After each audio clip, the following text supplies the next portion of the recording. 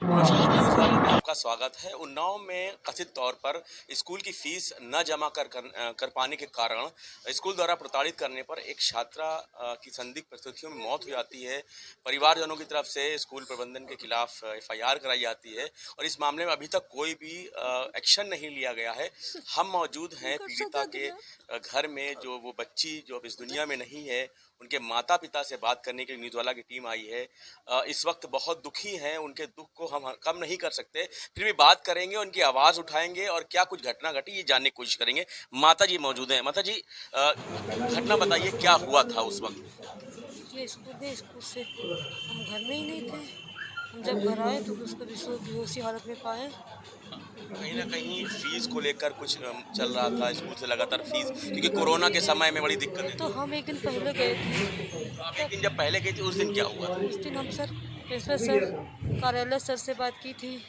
तो उन्होंने कहा था कि पैसों का हिसाब दे दीजिए तो आगे का एडमिशन कर देंगे, कापियाँ दे देंगे। जब तक आप हिसाब नहीं करेंगे बच्चों को कापियाँ नहीं मिलेगी, पेपर नहीं देने बच्चों को पेपर नहीं देने देंगे। हमने कहा सर ये कोई नियम नहीं होता है, पेपर देने हम फीस तो जमा करेंगे, कोई हम लोग बेईमान थोड़े हैं, थोड़ी थोड़ी के दे देंगे, लेकिन बच्चों का टेस्ट है उसका भविष्य न बर्बाद कीजिए। कल नहीं, हम लोगों भी तो नौकरी करते हैं, लेकिन ऐसा कुछ नहीं, जो है वही होगा के होगा। कापी तभी दी जाएगी तब फीस दिया जाएगा। तो हमने कहा ठीक है सर, जितने पैसे हम लाए हैं उतना हिसाब आज किए दे रहे हैं, और बकाया हम आपको 7 तारीख को दे देंगे, क्योंकि मेरी बेटी को कापियाँ देना, पेपर देने के लिए मना मत करना। कल ठीक है, प्रधानाचार्य ने हाँ ही कर ली। तो सर हमने अपनी बेटी को भेज दिया। उसके बाद क्या हुआ, वो तो प्रधानाचार्य कार्यालय अरे टीचर। कितनी कितनी फीस बाकी थी स्कूल की? सर 4,000 बाकी थी, उसमें हमने 2,000 जमा किया, 2,000 बकाया कर दिया। तो 2000 के लिए भी वो कहीं ना कहीं दबाव बना रहे थे। 2,000 के लिए दवा बना रहे थे, क्योंकि हमने 2,000 ही तो बाकी करा था, और तो हमने सबने जब दे ही दी थी, और तो बकाया नहीं थी, केवल 2,000 ही हमने बकाया किया था, उसका भी मांग रहे थे। क्या लगता है स्कूल से क्या बातचीत हुई है? सर और मैम ने, उसकी जो क्लास टीचर है, उसमें सर ने कहा था, एप्लीकेशन लिख के हमसे कहा था, एप्लीकेशन लिख के भिजवा देना, क्लास टीचर के हाथ दे ये देना। किसी प्रिंसिपल ने कहा था? प्रिंसिपल ने कहा था। हमने एप्लीकेशन लिखी, अपनी बेटी को दी। बेटी ने कहा मम्मी अर्चना मैम बहुत तेज है, कहा हमसे एप्लीकेशन ना ले। वो मेरी बेटी गंभीर थी, किसी की बात उसको बर्दाश्त नहीं थी सर। पापा से भी प्यार करती थी, मम्मी को प्यार करती थी। हम कहते हैं बेटा जाना, प्रिंसिपल सर ने कहा तो मैम ने तुमको कुछ नहीं कहेंगी। तो वो इसी तरीके हमारे कहने से हमने कहा बउआ हम अस्पताल जा रहे हैं, तुम जाओ लेके। प्रिंसिपल सर ने हमसे कहा है तुमको कॉपी देंगे और तुमसे कुछ कहेंगे नहीं, तुमको डांटेंगे भी नहीं। तो वो साइकिल से आराम से खाना खाया, पराठा सब्जी अपने पापा के साथ खा के साइकिल से अपनी जैसे रोज जाती थी उसे चली गई सर। जब हम जिला अस्पताल से वापस आए तो अपनी बेटी अपने होश में नहीं पाया सर। तो हम जो माँ नहीं पाएगी तो उसका क्या हाल होगा सर, उसके बाद हम कुछ नहीं कह सकते हैं सर। देखिए, एक माँ है जिनके कहीं ना कहीं आंखों में आंसू है, और एक दुख है जो बेटी के ना रहने के। पिताजी मौजूद हैं। भाई साहब, क्या काम करते थे आप?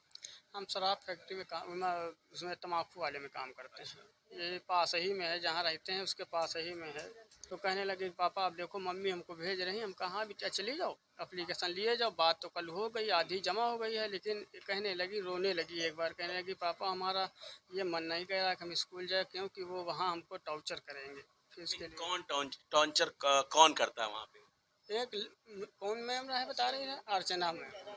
अर्चना मैम के लिए बोल रही थी, हाँ, कि वो टॉर्चर करेगी। हमने कहा बेटिया हम मम्मी कल बात कर लिया है, तुम ले जाओ और ये एप्लीकेशन दे देना जाके। तो वो कहने से चली गई। एक दिन पहले रो रही थी कि पापा हमारा पेपर छूट जाएगा तो क्या होगा। हमने कहा नहीं छूटेगा, आधा पैसा जमा हो चुका है, अब आधा दे देंगे। हम 7 तारीख को हमारा पेमेंट होगा, हम उसका पूरा पैसा दे देंगे। चली गई, हम चले गए ड्यूटी 9 बजे। 9 बजे में 10 मिनट बाकी थे, हम घर से चले गए। बगल में हम थोड़ा रुक गए तो बिटिया हमारी साइकिल लेके निकली। मैं पापा दही मछली हम जा रहे हैं। हम कहा ठीक बिटिया, और आराम से चली गई। चलने के बाद जो है थोड़ी देर, आधा घंटा हमने काम किया होगा। तो आधे घंटे के बाद करीब हमारे पास गई खबर कि देखो चल के बिटिया को क्या हो गया। अब वहाँ से दौड़ करके 2 मिनट लगे हमको आने में। सिर्फ थोड़ी सड़क पार करके तो फैक्ट्री है वो। 2 मिनट लगे, देखा गा कि एकदम बेचैन थी।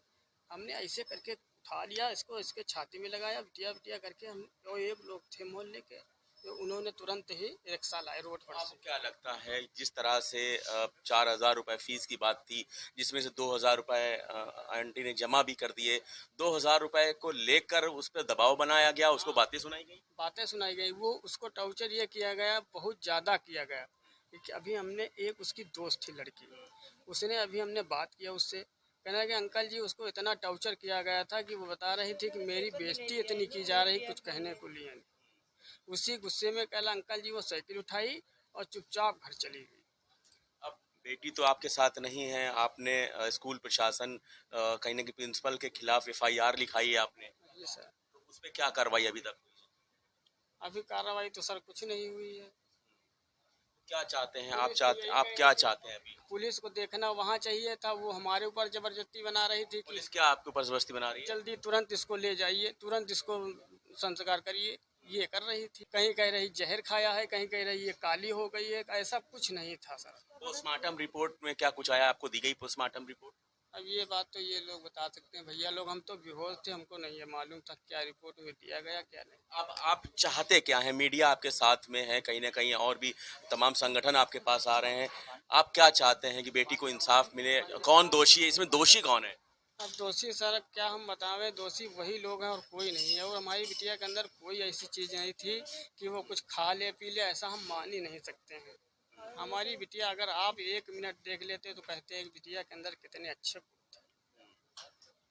आपकी बात कहीं ना कहीं न्यूज़ के माध्यम से पूरे देश तक जा रही है। आप सरकार से क्या गुहार लगाना चाहते हैं? मौजूदा मुख्यमंत्री से क्या फोन में भेजा ही नहीं है, अगर फोन में पेपर भेजते तो लिंक कर देते तो मेरा बेटा पेपर देने लगता। हमारा न्याय उनसे यही हाथ जोड़ के निवेदन है कि हमारा न्याय किया जाए। हमारी बच्ची एक थी और हमारे कोई नहीं है। न्याय में क्या, जो दोषी हों जांच करके उनको उनको सजा मिले? सजा मिलनी चाहिए जी।